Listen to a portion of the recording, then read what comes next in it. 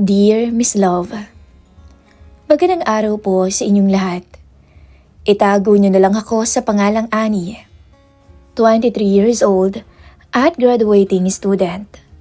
Gusto ko lang i-share ang isa sa mga karanasan kong hanggang ngayon ay hindi ko pa rin makalimutan. Isang karanasang pilit kong binabaon sa limot pero paulit-ulit na bumabalik sa isip ko.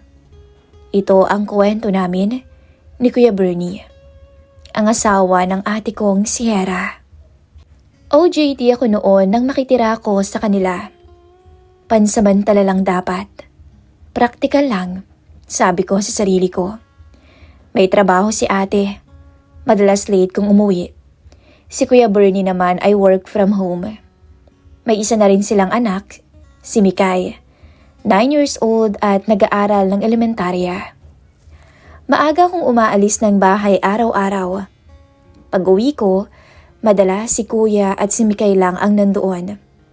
Minsan, nanonood sila ng TV. Wala namang kakaiba sa umpisa.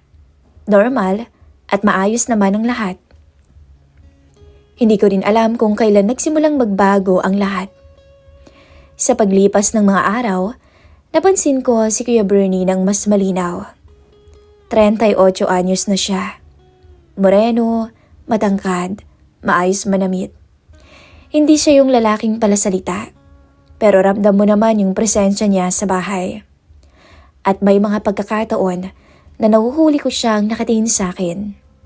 Hindi naman yung bastos, hindi rin yung lantaran. Yung tipong mapapatingin ka rin sa kanya, tapos pareho kayong iiwas. Doon nagsimula ang kakaibang pakiramdam.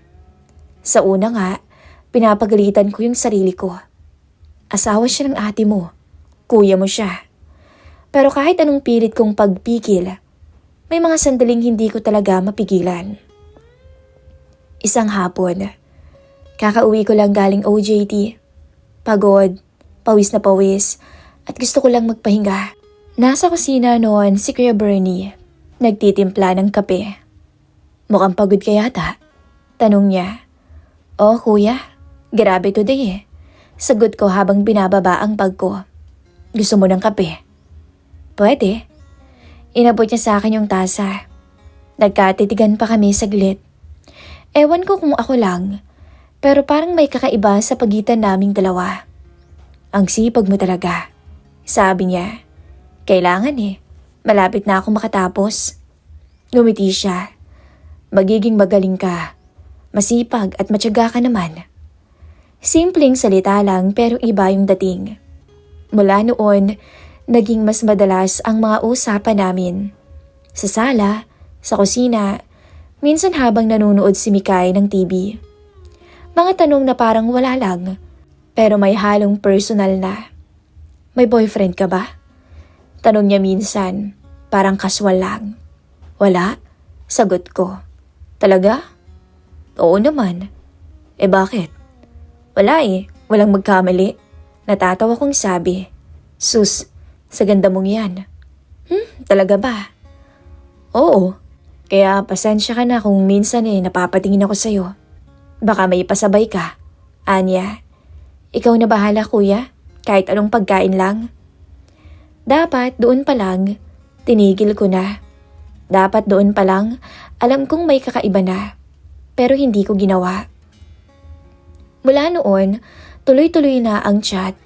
Hindi man araw-araw pero madalas. Bagay sa'yo yung suot mo kanina ha. Kuya naman. Totoo naman eh. Doon ko naramdaman ang kilig na may kasamang takot. Alam kong mali. Dapat umatras ako. Pero sa bawat araw na nagkakasama kami sa iisang bubong, mas nahihirapan akong pigilan ang sarili ko. Hanggang sa dumating yung gabi na kaming dalawa lang ang gising. Tahimik yung bahay noon. Tulog na si Mikay at wala si ate. Nagkatinginan kami. Walang nagsasalita. Pero pareho naming alam may linya na kaming malapit ng tawirin. May overnight training sila sa opisina. Alam naming pareho ni Kuya Bernie na wala siya hanggang kinabukasan ng hapon. Si Mikay ay maagang natulog. Pagod sa school, at kaming dalawa naiwan sa sala. Napakatahimik. Yung klase ng katahimikan na ramdam mo sa dibdib. Nanonood lang kami ng TV sa umpisa. Magkalayo at hindi nag-iimikan. Pero kahit ganoon, ramdam ko yung presensya niya. Parang bawat galaw ko may bigat. Gusto mo ng juice? Tanong niya. Tumayo siya mula sa may sofa. Oo kuya, salamat. Sagot ko. Pagbalik niya, umupo siya sa may mas malapit kaysa sa dati. Hindi ko alam kung sinasadya niya o hindi, pero hindi rin naman ako lumayo. Okay ka lang ba dito? Tanong niya bigla. Oo naman. Bakit? Sagot ko. Wala lang, baka nabobore ka. Umiling ako. Hindi, ayos lang. Nagkatinginan kami. Saglit lang pero sapat para bumilis ang tibok ng puso ko. Hindi ko alam kung sino ang unang nagsimulang magbukas ng mas personal na usapan. Basta bigla na lang kaming nagkwentuhan. Tungkol sa pagod, sa mga pangarap, sa mga bagay na hindi namin madalas sinasabi kahit kanino. Hindi pala madaling maging magulang, sabi niya habang nakatingin sa sahig. Pero mahal ko si Mikay. Siya yung dahilan kung bakit ako nagpupursige. Kaya ikaw, pipiliin mo ang lalaking mamahalin mo. Tumango ako. Tama ka. Gusto ko yung katulad mo, kuya. Mabuti kang ama. Nakikita ko yun sa'yo. Napatingin siya sa akin. Salamat.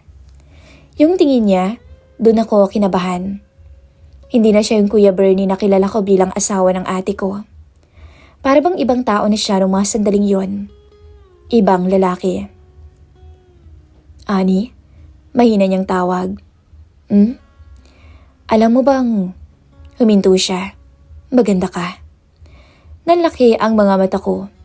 Kuya naman. Totoo. Dugtong niya. Matagal ko rin napapansin yun. Doon ako dapat tumayo na. Doon na dapat ako umakyat ng kwarto. Pero hindi ko yun ginawa.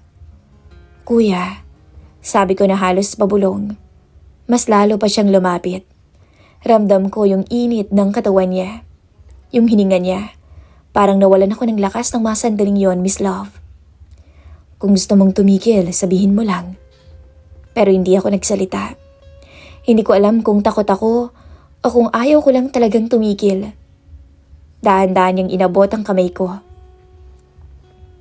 At sa halip na bawiin, hinayaan ko. At doon nagsimula ang lahat. Parang pareho naming sinusukat kung hanggang saan kami pwedeng umabot. Nararamdaman ko yung noo niya sa noo ko. Yung hininga niya na halos kasabay na ng sakin. At this point, sabi niya, halos pabulong. Alam kong wala kong karapatang gawin to pero hindi ako sumagot. Halo ng kaba, kilig at takot. Naghiwalay kami agad. Pareho kaming hingala. Pareho rin kaming tahimik. Sorry, sabi niya agad. Ako dapat ang humingi ng sorry. Sagot ko. Pero kahit ganon, hindi na namin yon mababawi. Umakyat ako sa kwarto ko ng gabing yon. Tapos hindi kami nag-usap. Pero pareho naming alam, may nabago na. Hindi ako nakatulog agad. Paulit-ulit sa isip ko yung nangyari. Yung halik, yung kamay niya, at yung katotohanang asawa siya ng ate ko. Pero kahit ganon, may bahagi sa akin na hindi nagsisisi. Kinabukasan, parang walang nangyari. Nag-almusal kami. Si Mikay masigla. Pero pag nagtatagpo ang tingin namin ni Kuya Bernie, mabilis kaming umiiwas. Hanggang sa isang hapon, nag-message siya. Okay ka lang ba? Oo naman. Kung gusto mong kalimutan yung kagabi, rarespetuhin ko. Matagal bago ako nag-reply.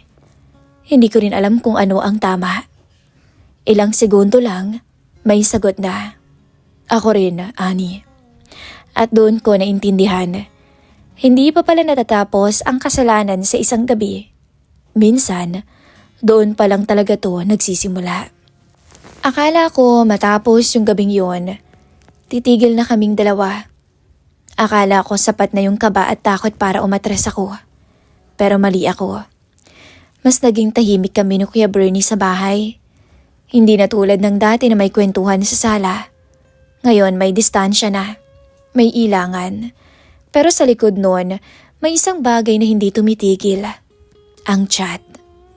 Una, paminsan-minsan lang. Nakarating ka na ba? Oo kuya, salamat. Hanggang sa naging mas personal. Iniisip pa rin kita, Ani. Matagal akong nakatingin sa screen bago sumagot sa kanya. Kuya, dapat hindi. Alam ko, pero alam mo naman ang nararamdaman ko. Doon ko naramdaman na hindi lang pala ako yung naghihirapan. Sa bahay, normal ang lahat sa paningin ng iba. Si Ate Hera, pagod lagi. Diretso tulog. Si Mikay, abala sa school, pati sa panunood ng cartoons. At ako, parang bisita nila na may tinatagong lihim. May mga sandaling nagkakasalubong kami ni Kuya Bernie sa kusina. Wala namang nagsasalita sa amin pero may tensyon. Isang tingin lang, parang may sinasabi na ang mga mata. Isang gabi, habang nag-aaral ako sa kwarto, nag-vibrate ang phone ko. Si Kuya Bernie nag-chat. Gising ka pa? Oo kuya. Pwede ba kitang makausap saglit? Alam kong delikado, pero bumaba pa rin ako. Nakita ko siyang nakaupo sa may sala. Ayokong may marinig kaya sandali lang tayo mag-uusap. Tumango ako. Hindi ko alam kung tama pa to. Pero araw-araw, mas nahihirapan akong magpanggap na parang wala lang. Napayuko ako. Ako rin kuya. Lumapit siya ng kaunti. Sapat para maramdaman ko yung presensya niya. Kung aalis ka dito baka mas madali. Sabi niya, pero ramdam ko na ayaw niya rin. Hindi pa pwede. OJT ko. Sagot ko. Nagkatinginan kami. Hinawakan niya ang kamay ko noon. Hanggang sa naglapat ang labi naming dalawa. Isang halik na lumalim. Wala na akong nagawa noon ng tuluyan niyang kalasin ang lahat sa akin. Hindi ko na naisip na asawa siya ng ate ko. Basta ang alam ko lang noon, yung nararamdaman ko, yung kakaibang init. At sa may sala, doon nangyari ang lahat. Ang unang beses na may nangyari sa amin ni Kuya Bernie. Mabilis kami nag-ayos noon ng sarili namin. Nang biglang may narinig kaming tunog mula sa kwarto ni Mikay. Pareho kaming napatingin doon. Tas bigla kaming naghiwalay. Umakyat ka na, sabi niya agad. Doon ko naramdaman kung gaano kami kalapit sa kapahamakan. Pero kahit ganon, hindi pa rin kami tumigil. Mas naging madalas pa nga yung chat namin sa madaling araw. Naiisip mo rin ba ako ngayon? Oo naman. Ako rin eh. Namimiss na nga kita. Sabi pa niya. May mga gabi na umiiyak akong mag-isa. Iniisip ko ang ate ko. Iniisip ko kung anong klaseng kapatid ba ako. Pero tuwing umaga naman, pag nagkakasalubong kami ni Kuya Bernie, bumabalik ang lahat. Oo, alam kong maraming magagalit, pero totoong nagkagusto ako kay Bernie. Na totoong minamahal ko siya. Isang hapon, umuwi si Ate Hera ng mas maaga kaysa dati.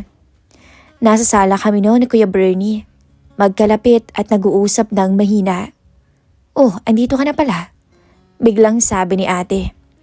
Bigla kaming napatalon sa gulat dahil hindi namin siya namalayan. Mabilis akong tumayo. Opo ate. Maaga kasi ako ngayon. Sagot ko.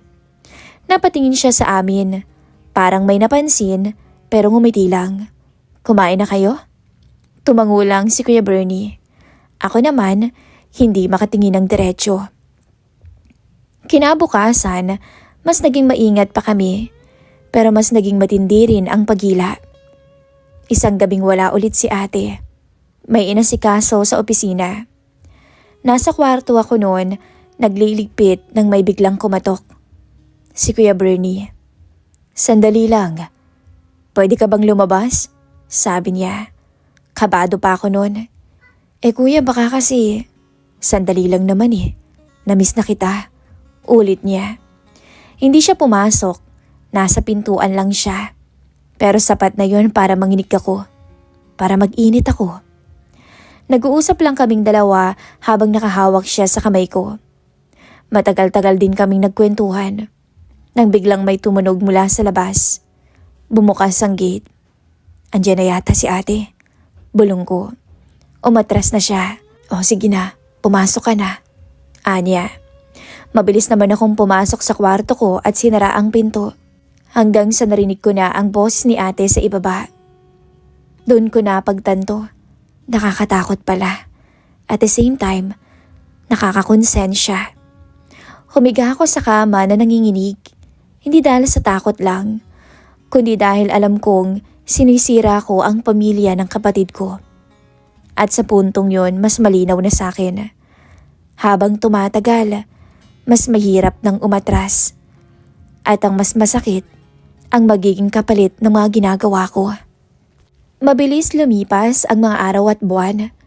Nagpatuloy ang patagong relasyon namin ni Kuya Bernie. Hanggang sa dumating nga ang birthday ni Ate Hera. Matagal niya yung pinaghandaan. Ilang linggo pa lang bago ang mismong araw. Excited na excited siya. Gusto niya ng simpleng salo-salo lang. Basta may swimming, kainan at kumpletong pamilya. Dahil yun din ang gusto ni Mikay. Kaya naman nag-book siya ng maliit na resort. Kami-kami lang at ang ilang kaibigan ni ate sa trabaho. Buong biyahe, tahimik lang ako. Nakatingin ako sa bintana ng sasakyan. Pilit inaayos ang sarili ko. Sinasabi ko sa isip ko na sa araw na yon, magiging normal ako. Wala akong gagawin na kahit ano. Wala akong iisipin. Ate ko ang may birthday. Asawa niya si Kuya Bernie. Hanggang doon lang dapat. Pero kahit ganon, ang paulit-ulit kong sinasabi sa sarili ko, iba naman ang nangyayari sa kalooban ko. Pagdating namin sa resort, agad naging masaya ang lahat. Nag-ayos si ate ng mesa, naglabas ng pagkain. Si Mikay, diretso sa pool. Si Kuya Bernie, tinutulungan si ate. Natila isang masayang pamilya. Ako, parang bulto. Nandoon pero wala sa sarili. Habang nagsiset up, napansin ko si Kuya Bernie sa gilid. Pawis na pawis, nakasando. Muli akong napatingin sa kanya. Kasabay na rin ng paglunok at kakaibang init na pakiramdam.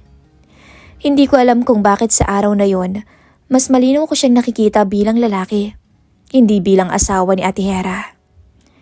Buong hapon, normal naman ang lahat. Kainan, tawanan, kuhaan ng litrato. Nag-swimming kami.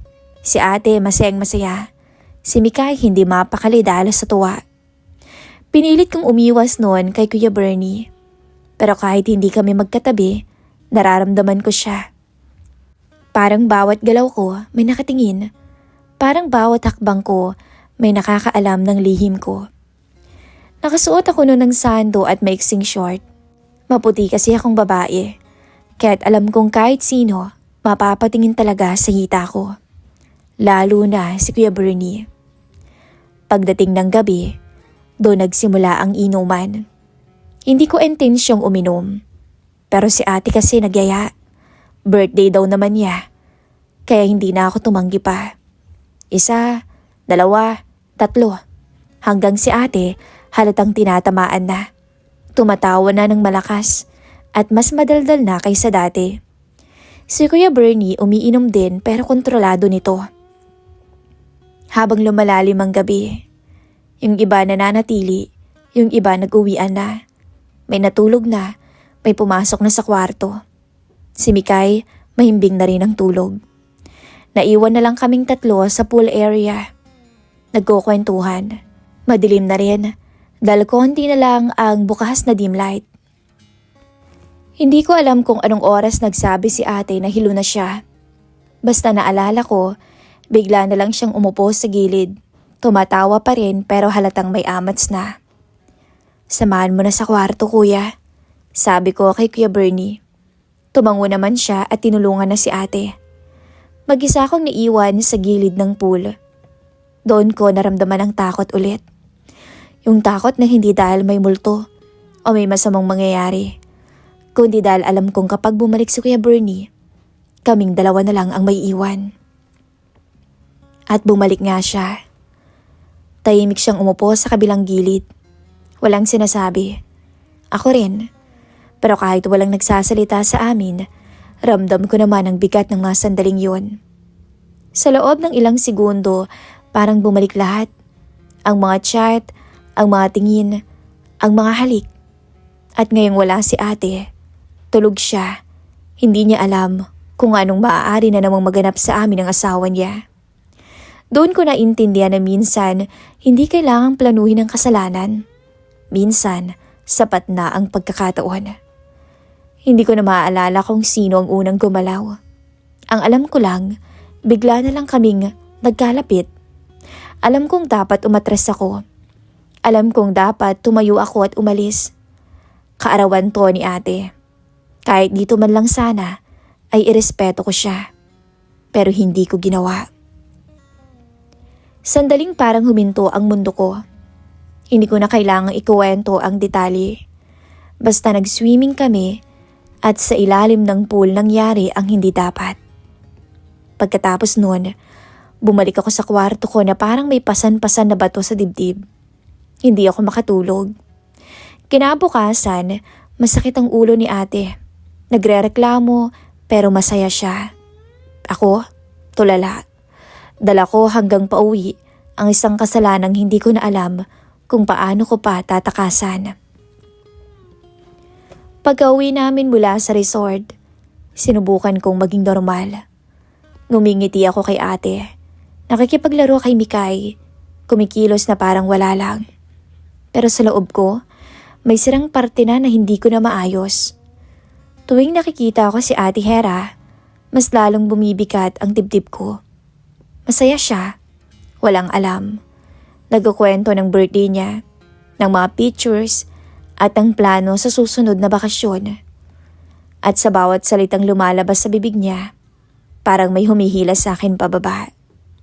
Si Kuya Bernie, mas naging tahimik kaysa dati. Hindi na kami nagkakatitigan. Kung magkakasalubong man kami, mabilis na kaming iiwas. Pero kahit ganoon, ramdam ko pa rin siya. Parang multong sumusunod sa akin sa loob ng bahay. Kapag gabi, hindi ako nakakatulog. Paulit-ulit sa isip ko yung tanong, hanggang kailan ko naman kaya kayang makipag-usap kay ate na parang wala akong ginagawang masama, na parang wala akong tinatago. Hanggang kailan ko kayang makisalo sa hapag habang alam kong sinisira ko ang tiwala niya, ang pamilya niya. Isang umaga, habang nag-aalmusal kami, napansin kong nakatingin si ate sa akin. Okay ka lang ba, Ani? Tanong niya. Parang pagod na pagod ka yata nitong mga nakaraang araw. Stress ka palagi. Pumapayat ka na. Gumiti ako. Oo ate pagod na pagod ako sa OJT. Tumango siya. Ani, huwag mong pabayaan ang sarili mo. Mas importante pa rin ang kalusugan. Magpahinga ka, okay? Kinagabihan, nag-message si Kuya Bernie.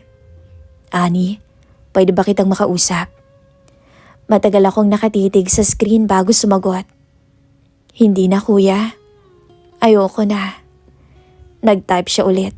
Tumigil, tapos nag-type ulit. Sorry. Yun lang. At sa simpleng salitang yun, parang may bumagsak. Hindi dahil mahalaga siya, kundi dahil doon ko tuluyang na-realize na wala naman palang patutunguhan ang lahat ng to. Hindi to totoong pag-ibig. Isa itong pagkakamaling patuloy lang naming pinipili. Kinabukasan din noon, nagpaalam ako kay ate.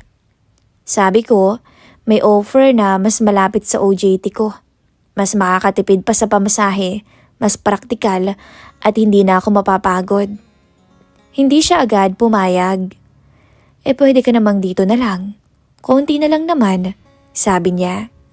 Muntik na akong maiyak noon pero pinigilan ko ang sarili ko. Ate, kaya ko naman na. Tsaka gusto ko ring masanay mag-isa, katulad mo. Matagal siyang tumahimik. Tapos tumango. Kung saan ka mas okay, edi sige, susuportahan na lamang kita. Sabi niya. Wala siyang kaalam-alam na sa pagpayag niya, niligtas niya ako at niligtas niya ang pamilya niya kahit hindi niya sinasadya. Nung gabi ring yun, nag-impake na ako. Mga gamit ko, mga libro ko dati, mga bagay na dala ko bago pa ako pumasok sa bahay na ito. Maya-maya dumaan si Kuya Bernie sa tapat ng kwarto ko. Huminto siya, pero hindi na siya pumasok. Tapos sinabi niya lang na, mag-iingat ka doon, Ani. Tumango lang ako at hindi ako tumingin sa kanya. Kung tumingin ako, baka hindi pa ako matuloy na makaalis. Kinabukasan din noon, maaga na akong umalis. Nagpaalam ako sa kanila at nagpasalamat. Habang papalayo yung tricycle, nakaramdam ako ng lungkot. Pero hindi dahil iniwan ko sila, kundi dahil iniwan ko ang isang bersyon ng sarili ko na hindi ko na gustong balikan pa kahit kailan. Sa bagong tinitirahan ko, mas maliit yun, mag-isa lang ako. Pero doon naman ako nakahinga ng maluwag. Hindi na ako nagtatago, pero ang kapalit lang ay ang gabi-gabing pagsisisi. Hanggang ngayon, Miss Love, dala ko pa rin ang bigat. Hindi ko nga alam kung mapapatawad ko yung sarili ko. Hindi ko rin alam kung tama ang lahat ng desisyong ginawa ko. Ang alam ko lang, may mga kasalanang hindi mo kayang itama sa paghingi ng tawad. Minsan, ang tanging tamang gawin ay ang umalis na lamang. Hanggang ngayon, nanatiling lihim ang sikreto namin ni Kuya Bernie. At ibabaon ko yung sikretong yon hanggang sa huling hininga ko. Hanggang dito na lamang po ang aking kwento. Maraming salamat, Miss Love, sa pag-share ng maiksing istorya ng aking buhay.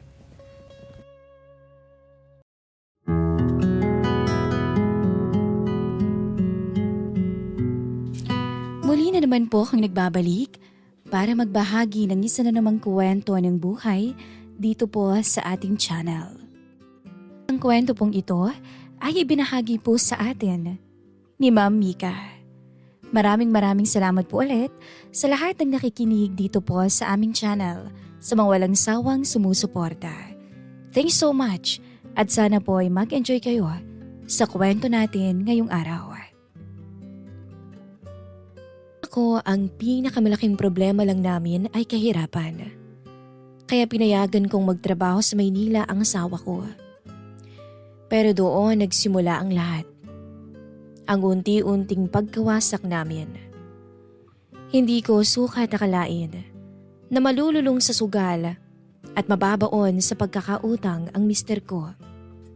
Hanggang sa tuluyang lumayo ang loob namin sa isa't isa at naging estranghero na lamang sa akin ang taong pinakasalan ko. Sa gitna ng katahimikan sa probinsya, naiwan akong lumalaban para sa anak ko.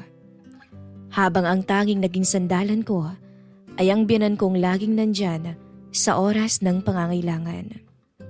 Hanggang sa ang tulong at pag-alalay na ginagawa niya ay nauwi sa isang lihim na damdaming hindi ko na napigilan. At doon, Miss Love, nagsimula ang pag-iibigan namin ni Efren. Dear Miss Love, magandang araw po sa inyong lahat. Nais ko lang ibahagi sa channel ninyo ang kwento ng aking buhay. Kung paano po kami nagkaroon ng lihim na ugnayan ni Efren, ang ama ng kinakasama ko. Isa na tong biyudo at nasa 57 taong gulang na siya. Ito po ang aking kwento.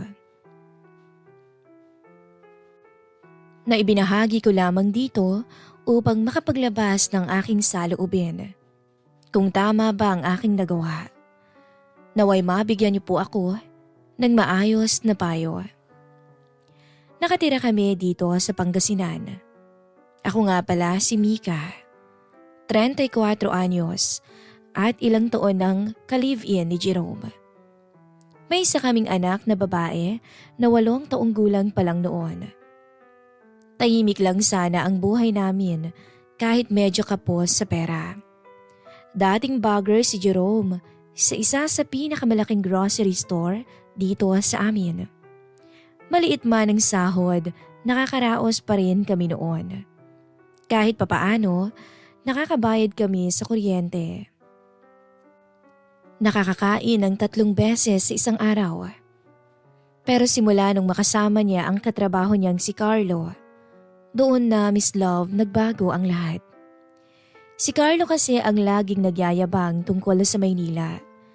Kaya siya malaki raw ang kita roon, maraming sideline at mabilis yumaman kapag marunong dumiskarte. Hanggang sa isang araw nga, kinausap ako ni Jerome. "Mika, susubok muna kami sa Maynila. Sayang kasing pagkakataon dun eh." Sabi niya habang kumakain kami ng hapunan. Hindi ko naman gustong lumayo siya noon. Pero dahil hirap na rin kami sa buhay at malapit na rin ang pasukan, pumayag ako. Iniisip ko na baka yun na talagang paraan para makaahon kaming dalawa. Nung makaalis si Jerome, ako at ang anak namin ang naiwan sa maliit naming bahay. Sa likod lang naman ng bahay namin, nakatira ang biyenan kong si Efren. Mas malaki ang bahay nila kumpara sa amin dahil dating OFW ang yumao niyang asawa. Samantalang si Mang Efren naman ay dating security guard sa isang bangko rito sa probinsya. Tahimik lang tong tao, mabait. Minsan nga mas nauuna pa siyang magbigay ng tulong kaysa sa sarili niyang anak. Noong una, maayos pa ang lahat. Kada linggo nagpapadala ng pera si Jerome. Madalas pa siyang tumatawag gabi-gabi. Kinukwento niya kung gaano kahirap ang trabaho sa warehouse na napasukan nila ni Carlos sa Maynila. Pero makalipas lang ang ilang buwan, unti-unti nang nagbago ang lahat. Madalang na siyang tumawag. Kapag nagpapadala naman, paliit ng paliit ang pera. Kapag nagtatanong ako, lagi na lang siyang galit o kaya may dahilan. Maraming kaltas dito eh. O kaya naman, delayed ang sahod. Noong una, Miss Love, naniniwala pa ako. Pero habang tumatagal, parang may mali na talaga. Minsan nga, umaabot ng 2 linggo siyang hindi magpaparamdam. Kapag tinatawagan ko naman, hindi sumasagot. Hanggang sa isang gabi, tumawag sa akin si Jerome habang halatang lasing. "Mika, pasensya ka na muna ha." Sabi niya. "Bakit? Ano bang nangyari?" Agad kong tanong. "May problema lang sa pera. Maayos din to." Narinig ko pa sa background ng ingay ng video okay at tawanan ng mga lalaki. Doon nagsimulang kabahan ang dibdib ko. Kinabukasan, dumating si Efren sa bahay habang nagwawalis ako sa labas. "Oh, Iya, kumusta?" Tanong niya. Ngumiti lang ako kahit gusto ko nang umiyak. "Okay lang po." Pero ewan ko ba? Siguro dahil matagal ko na rin kinikimkim to, bigla na lang akong napaiyak sa harapan niya. Doon ko unang naikwento ang tungkol kay Jerome. Sa madalas nitong hindi pagpapadala ng pera. Tahimik lang na nakinig si Mang Efren habang nakasandal sa bakod namin. "Napapabarikada yata masyado yung anak ko." Mahina niyang sabi. Napabuntong hininga siya pagkatapos. Parang pagod na rin sa mga problemang binibigay ni Jerome. Mula noon, mas madalas na siyang dumaan sa bahay. Minsan may dalang ulam, minsan bigas, minsan pera, para raw mabili ko ang mga gusto ng apo niya. Nahihiya nga ako nung una, pero wala naman akong choice dahil kapos na talaga kami. Dumating pa nga sa punto na naputulan kami ng kuryente dahil hindi ko nabayaran ang bill. Noong gabing iyon, si Mang Efren mismo ang kumausap at kinabukasan siya rin ang nagbayad. "Bayaran mo na lang ako kapag meron na," sabi niya. Pero alam kong hindi niya na talaga hinihintay na mabayaran ko yon. Habang tumatagal, mas nasasanay akong nandyan na siya palagi. Kapag may sira sa bahay, siya ang gumagawa. Kapag may sakit ang anak ko, siya ang bumibili ng gamot. At doon ko unti-unting napansin ang bagay na hindi ko dapat nararamdaman sa kanya. Minsan, nahuhuli ko rin siyang nakatingin sa akin ng matagal bago iiwas ng tingin. Pero pareho naming hindi pinapansin iyon. Hanggang sa isang hapon, may dalawang lalaking nakamotor ang biglang dumating sa bahay namin. Hinahanap namin si Jerome. Matigas nilang sabi. Kinabahan ako kaagad. Wala po siya rito eh. Sabihin mo magbayad siya. Hindi biro ang inutang niya. Pagkaalis ng dalawang lalaki, nanginig ako. Hindi ko alam kung anong klaseng utang ang pinasok ng asawa ko. Mabuti na nga lang at dumating agad si Efren. Nakita yata ang itsura ko dahil agad tong lumapit. Sino ang mga yun? Tanong niya. Napaiyak naman ako. Hindi ko nga ho alam eh. Hindi ko na alam kung ano bang pinaggagawa ni Jerome. Tahimik siyang tumingin sa daan bago humarap sa akin. Huwag ka matakot. Kailangan makausap natin si Jerome kung ano bang nangyayari sa kanya. Kinagabihan nga noon, matapos ngang umalis yung dalawang lalaking naghahanap kay Jerome. Hindi na ako mapakali. Habang pinapatulog ko ang anak namin, paulit-ulit kong iniisip ang sinabi ng mga iyon. Hindi biro ang paraan ng pananalita nila. Halatang galit ang mga ito at seryoso. Pagkatapos makatulog ng anak ko, agad kong kinuha ang cellphone ko at tinawagan si Jerome. Ilang beses muna itong nagring. Hindi sumasagot. Hanggang sa tuluyan na rin niya tong sinagot. Ano ba yun, Mika? Maangas niyang bungad. Hindi ko napigilang uminit agad ang ulo ko.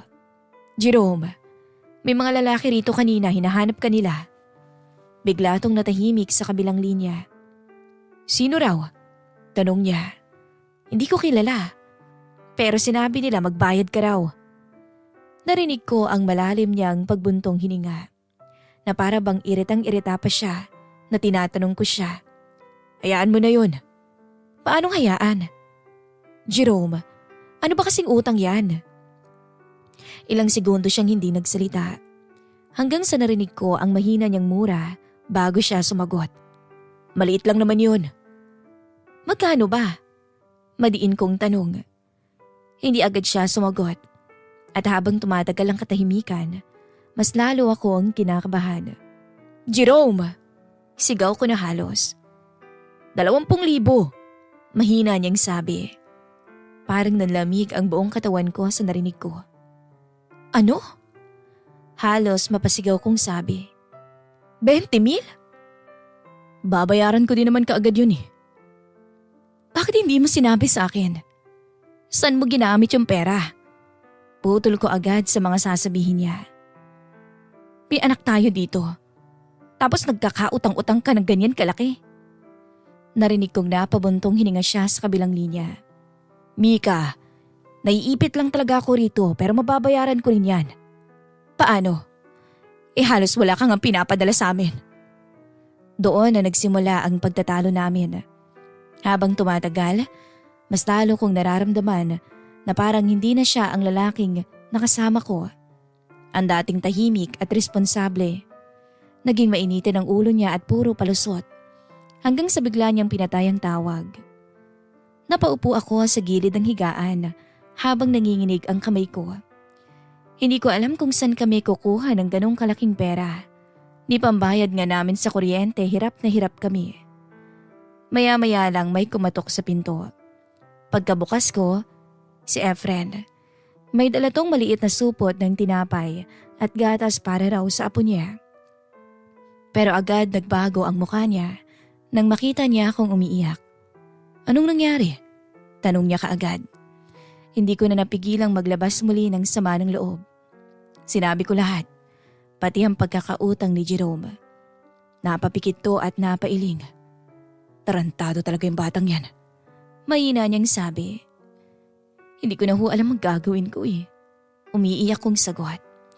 Tahimik siyang naupo sa mono-block chair malapit sa pinto. Halatang galit pero pinipigilan lang niya. Mika, may number ka ba nung kasama niyang si Carlo ba yun? Tanong niya maya-maya. Doon ko lang naalala si Carlo. Agad kong hinanap ang Facebook ni Carlo at tinawagan ko siya sa messenger. Mabuti na lang at sumagot to kaagad. Hello, Mika. Carlo, pwede ba kitang makausap? Parang nag-iba agad ang tono ng boses niya. Bakit, may problema ba? Doon ko sinabi ang tungkol sa utang ni Jerome at sa mga lalaking naghahanap dito. Ilang segundo siyang tahimik bago muling magsalita. Mika, hindi na kami magkasama ni Jerome eh. Napakanoot-noo ako. Ha? Bakit? Umalis na ako sa tinutuluyan namin. Anong ibig mong sabihin? Di ba magkasama kayo sa apartment? Narinig kong napabuntong hininga siya. Hindi na kasi maayos si Jerome eh. Pasensya ka na. Parang bumilis ang tibok ng dibdib ko habang nakikinig. Ano bang ginagawa niya dyan, Carlo? Tanong ko. Ayoko sanang makialam sa inyo, Mika. Pero siguro mas mabuti na rin malaman mo. Napahawak ako sa cellphone ko ng mahigpit. Sabihin mo na. Lulong si Jerome sa online casino. Sa mga laro. Parang may bumagsak sa dibdib ko sa narinig ko. Hindi lang basta sugal. Pagpapatuloy ni Carlo. Minsan nga buong sweldo niya isang gabi lang ubos agad. Pinagsasabihan ko siya noon pero hindi siya nakikinig. Pagtalo laging mainit ang ulo. Kaya hindi kami magkasundo sa apartment. Hindi ako agad nakapagsalita. Parang hindi ko matanggap. At saka, saglit siyang tumigil. Madalas rin siyang mag-bar dito.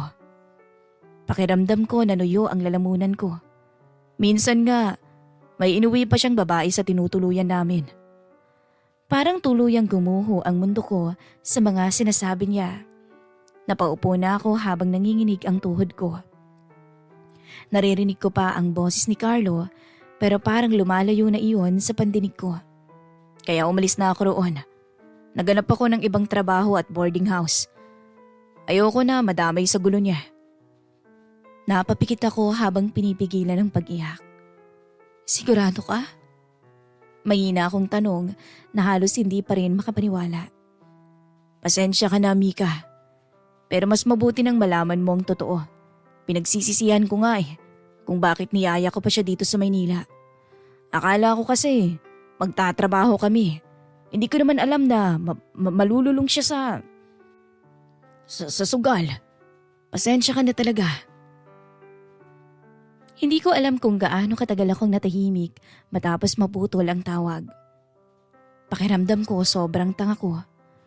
Habang ako rito halos hindi makabili ng gatas para sa anak namin.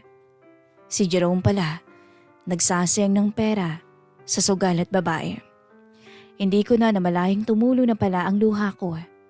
Mika, nag-angat ako ng tingin. Nandun pa rin ang kanyang ama sa tabi ko. Tahimik tong pinagmamasdan ako. Mukhang hindi ko na huyata kilala si Jerome. Umiiyak kong sabi. Walang salita niya akong inabutan ng isang baso ng tubig. Uminaong ka muna. Pero lalo lang akong napahagulgol. Paano niya nagawa sa amin to? Hindi sumagot si Efren. Pero napansin kong mahigpit na nakakuyom ang mga kamao niya. Halatang galit na galit sa sariling anak niya. Maya-maya, marahan niyang hinawakan ng balikat ko. Hindi mo kasalanan to, iha. At sa gabing iyon, habang wasak na wasak ako, dahil sa katotohanang nalaman ko tungkol kay Jerome, si Mang Efren lang ang nakinig sa bawat daing ko. Simula noon, Miss Love, unti-unti nang nagbago ang takbo ng buhay ko. Matapos ko ang malaman ng lahat, halos nawalan pa ako ng gana. Ilang araw akong tulala at hindi makatulog ng maayos. Paulit-ulit kong iniisip kung saan siya nagkulang bilang asawa o baka ako ang nagkulang bilang babae niya. Pero habang unti-unti akong nawawasak, si Mang Efren ang tahimik na sumasalo sa amin ng anak ko. Hindi na muling nagparamdam si Jerome matapos ang huli naming pag-aaway sa telepono. Kahit simpleng text o tawag, wala. Minsan sinusubukan kong kontakin si Carlo para magtanong kung may balita ba siya. Pero pareho lang ang laging sagot niya. Pasensya ka na, Mika. Hindi ko rin alam kung nasan si Jerome. Minsan daw pumapasok sa trabaho, minsan hindi. Lumipas ang mga linggo hanggang maging buwan. Unti-unti kong tinanggap na kami na lang talaga ng anak ko ang aasahan ko. At dahil ayoko namang umasa habang buhay kay Efren, naganap din ako ng trabaho. Kahit mahirap, pinatas ko ang pagiging tindera sa palengke. Gulay, isda, ang tinda ng amo ko. Kaya madaling araw pa lang gising na ako. At sa lahat ng iyon, si Efren ang tumutulong sa akin.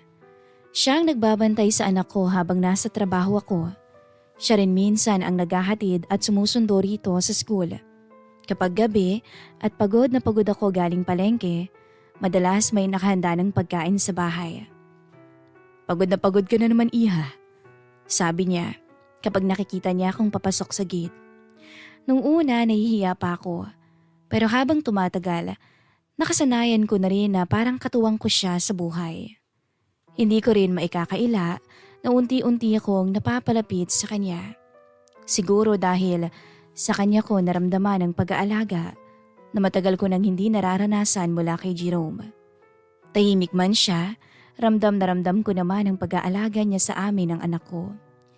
Minsan, kapag umuulan at hindi pa ako nakakauwi, sinusundo niya pa ako sa palengke.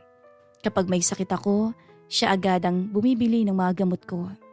At habang tumatagal, mas napapansin ko rin ang mga simpleng bagay tungkol sa kanya. Kung paano siya ngumiti, kung paano siya magluto ng almusal, o kung paano niya ako tingnan minsan na para bang may ibig sabihin. Hanggang isang araw, may nangyari na hindi ko makalimutan. Kagagaling ko lang noon sa palengke. Pagod na pagod ang katawan ko dahil dagsa ang tao buong araw. Pagdating sa bahay, agad akong naligo. Mainit kasi talaga ang panahon at pakiramdam ko, dumikit na sa balat ko ang amoy ng isda. Naka-short at manipis na sando lang ako nung lumabas ng banyo habang nagpupunas ng buhok ko. Tulog kasi ang anak ko nung mga oras na yon at akala ko'y walang tao sa labas. Pero paglabas ko, bigla akong natigilan. Nandoon sa may sala si Efren. May dala itong maliit na supot ng prutas. Mukhang kakarating lang din niya. Pagkakita niya sa akin noon, agad siyang napaiwas ng tingin. Pasensya ka na, Iha," sabi niya habang nakapakamot sa ulo. "Akala ko tulog kayong dalawa." Bigla akong nailang dahil sa itsura ko. Basa pang buhok ko at halatang bagong ligo. Ayos lang ho," sagot ko habang pilit na inaayos ang damit ko. Ilang segundo kaming parehong tahimik. Ewan ko ba, pero parang may kakaibang init akong naramdaman sa paraan ng pagkakatitig niya sa akin bago siya umiwas. Hindi naman bastos, pero iba. At pakiramdam ko, ganoon din ang nararamdaman niya. "Ano ho yung dala ninyo?" Pilit kong pag-iiba sa usapan. Prutas para sa inyo ng bata." Lumapit siya para ilapag ang supot sa mesa. At sa unang pagkakataon, parang bigla kong napansin kung gaano siya kalapit sa akin. Naamoy ko ang pawis niya at ang bagyang pabango niya. "Masyado na po kayong naaabala dahil sa amin," mahina akong sabi. Umiling siya. "Wala naman akong ibang iniintindi rito kundi kayo mag-ina na lang." Bigla akong natahimik sa mga sinabi niya. Hindi ko alam kung bakit pero parang may kakaibang kaba akong naramdaman sa dibdib ko. Napansin yata niyang natulala ako, kaya agad siyang umiwas ng tingin. "Aalis na muna ako," sabi niya bago tumalikod. Pero bago siya tuluyang makaalis, hindi ko napigilang magsalita. "Salamat po. Sa lahat." Huminto siya sandali. Pagkaharap niya sa akin, marahan siyang ngumiti. Yung simpleng ngiti lang pero ramdam na ramdam ko ang sincerity. Wala yon. Pagkatapos nun, bumalik na siya sa bahay niya. Pero ng gabing iyon, hindi ako nakatulog.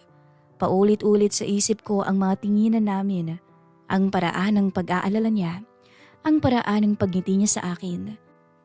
At dun ko naramdaman ang bagay na pilit kong iniiwasan, ang unti-unti kong pagkahulog sa sarili kong biyanan.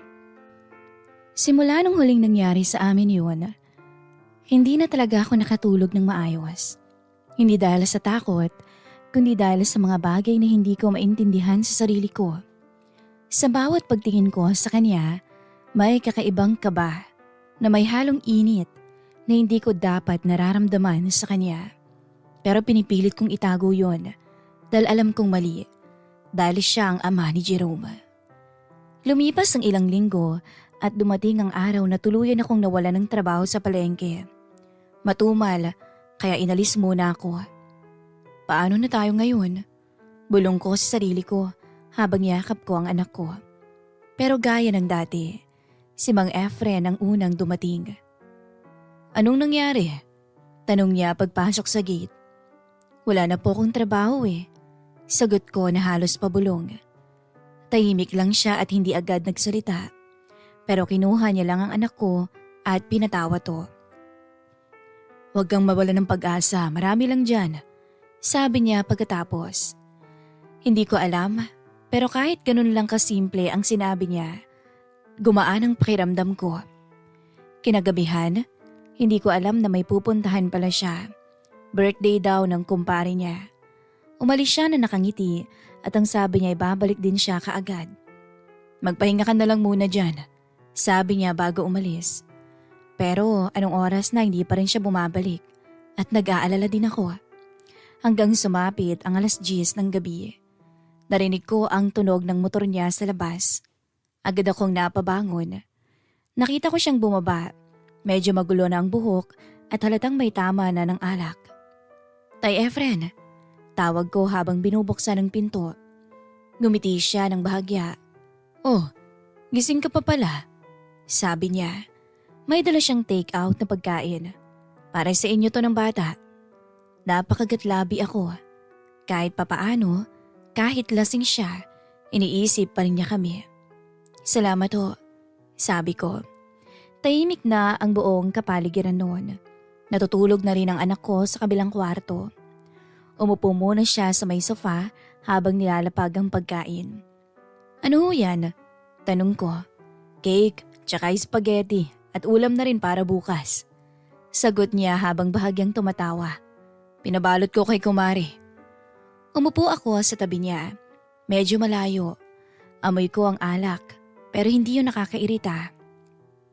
Ilang minuto kaming walang imikan hanggang sa bigla siyang napapikit. Daan-daan siyang humiga sa may sofa. Akala ko nakatulog na siya kaya tumayo ako para kumuha ng kumot.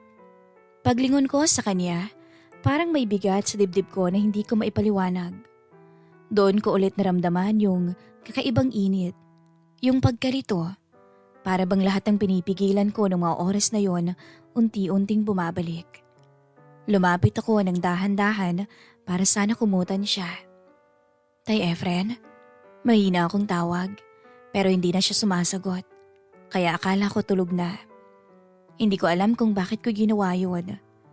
Yumuko ako at hinalikan ko siya sa noo, pababa sa kanyang labi. Oo, Miss Love. Hindi ko napigilan ang sarili ko. Hinalikan ko ang labi niya ng mabilis. Pero sapat pala yun para magising siya. Daan-daan niyang minulat ang mga mata niya. Una, parang naguguluhan pa siya. Pero nung makita niya ako, biglang nagbago ang tingin niya. Hindi na siya inaantok, parang nawala ang pagkalasing niya. Naging seryoso siya. Nagkatitigan kaming dalawa. Parang huminto ang lahat. Mika? Mahina niyang sabi. Hindi ako nakagalaw. Hanggang sa dahan-dahan siyang umupo. Hindi ko alam kung anong sasabihin ko. Pero imbes na umiwas siya, mas lalo siyang lumapit. Pasensya na ho. Bulong ko. Pero hindi naman ako umaatras. Sandaling katahimikan pa ang namayani hanggang sa dahan-dahan niyang tinaas ang kamay niya at tinawakan ng pisngi ko. Mainit at masarap yon. Parang lahat ng pag-aalaga niya sa akin mula noon, naroon sa hawak na iyon. Mika, ulit niya ng mas mahina. At sa hindi ko inaasahan, ako ang unang lumapit. At muling nagtagpo ang labi naming dalawa. Mabagal. parang maraming pinipigil na emosyon na biglang lumabas. At sa gabing iyon, Miss Love, habang tahimik ang buong bahay at natutulog na ang lahat, pareho naming hinayaan ang sarili naming maramdaman ang bagay na matagal na naming tinatago. Walang salitaan, walang paliwanagan, pero malinaw sa aming dalawa kung ano ang nangyari sa pagitan namin. At hindi namin iyon pinagsisisihan.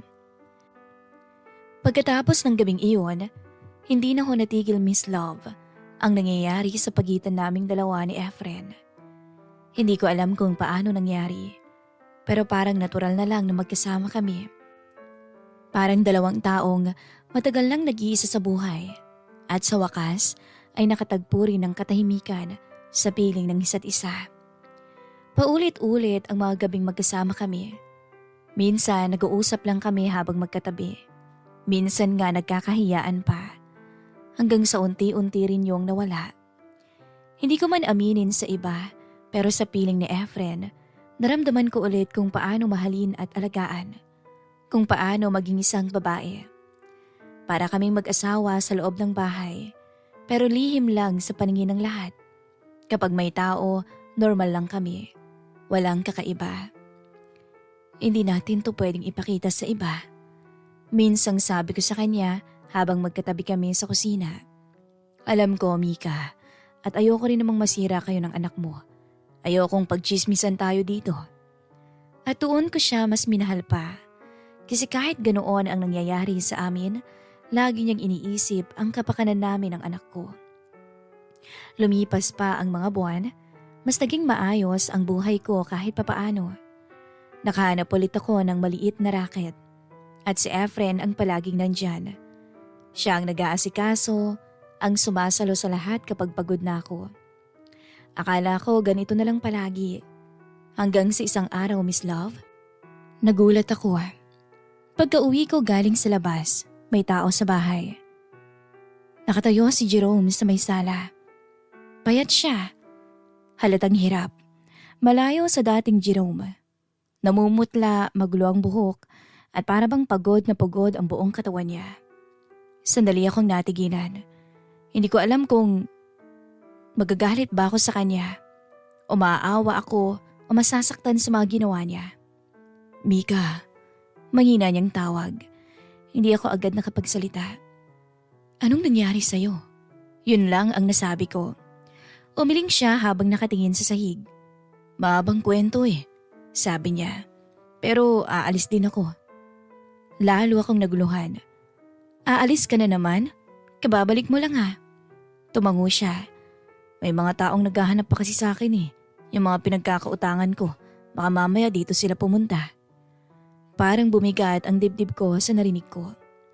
Hindi na siya yung Jerome na nakilala ko noon. Iba na siya. Ibang-iba na. Parang isang lalaking palaging takot. Doon ay dumating si Efren. Kararating lang din mula sa labas. Nagkatitigan silang mag-ama. Ama sa ama, anak sa anak. Pa, sabi ni Jerome. Anak, sagot naman ni Efren. Mabigat ang boses. Umayos ka na. Ano bang nangyayari sa'yo? Tingnan mo nga itsura mo. Yumuko si Jerome. Pasensya na ho. Marami lang akong problema ngayon at kailangan ko munang ayusin to. Mahina nitong sabi. May trabaho naman na ako ngayon at nag-iipon lang ako para matapos ko lahat ang bayarin ko. Huminga ng malalim si Mang Efren. Si Mika at ang mga bata. Tanong niya.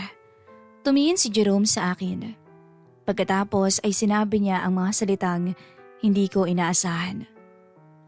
Ikaw na munang bahala sa kanila pa. Parang tumigil ang oras. Aayusin ko muna at gagawin ng paraan ng lahat. Babalik na lang ako kapag maayos na. Hindi ako nakapagsalita. Ganun na lang yun. Babalik siya pag gusto niya. Hindi ko alam kung anong mararamdaman ko ng mga oras na yun. Galit, sakit o tuluyan na akong napagod. Tuluyan na akong nawala ng pagmamahal kay Jerome. Tumalikod si Jerome. Dahan-dahan siyang naglakad palabas ng bahay. At sa bawat paghakbang niya, parang unti-unting nawawala ang taong minsan kong minahal. Hindi na siya lumingon pa. Lumipas ang ilang minuto, tahimik lang kami ni Efren sa may sala. Okay ka lang? Tanong niya sa akin. Hindi agad ako sumagot. Nakatitig lang ako sa may pintuan na nilabasan ni Jerome. Hindi ko na siya kilala. Mahina akong sabi. Lumapit si Efren at dahan-dahang hinawakan ng kamay ko. At doon, hindi ko na inisip ang nakaraan. Hindi ko na inisip si Jerome. Makalipas ang mga araw, hindi na nga muling nagparamdam si Jerome. Walang tawag, wala ulit mensahe. Parang bula, na bigla na lang nawala. Pero sa katahimikan na iniwan niya, mas pinili kong manatili sa piling ng taong hindi ako iniwan kahit kailan. Ang tatay niya, si Efren. At kahit alam kong mali sa paningin ng iba, minahal ko si Efren. Kahit sabihin mong hindi kami kasal ni Jerome, alam kong maraming hindi makakatanggap sa relasyon naming dalawa. Sa huli, hindi ko alam kung paano titingnan ng iba ang kwento kong ito. Mali, tama o komplikado, pero sa puso ko, Miss Love, alam ko ang totoo. Sa gitna ng sakit, pagkawala at pagkalito, may isang taong nanatili. At doon ko natagpuan ang katahimikan at pagmamahal na siyang hinahanap ko. Hanggang dito na lamang po ang kwento ng aking buhay, Miss Love. Maraming salamat po sa inyong programa. Nagmamahal, Micaela.